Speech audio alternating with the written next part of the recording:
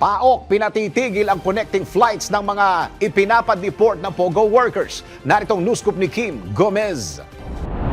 Ipinakiusap ng Presidential Anti-Organized Crime Commission sa Bureau of Immigration na pigilan ng mga ipinade-deport na offshore gaming operators na gumamit ng connecting flights. Ito ayon kay PAOK spokesman Winston Casio ay matapos mapaulat na ang ilan sa mga Chinese ay tumatakas sa kalagitnaan ng deportation process. Inihalimbawa ni spokesman Casio ang ilang Chinese na kumukuha ng ticket for deportation na Manila to Macau to Shanghai, kung saan pagdating sa Macau ay hindi na pumapasok sa connecting flight patungong China.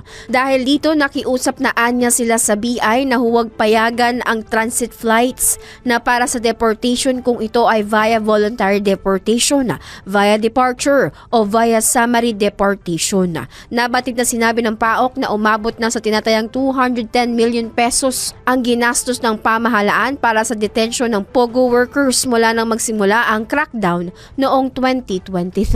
At yan ang News Scoop. Kim Gomez, nagbabalita ng tama, naglilingkod ng tama.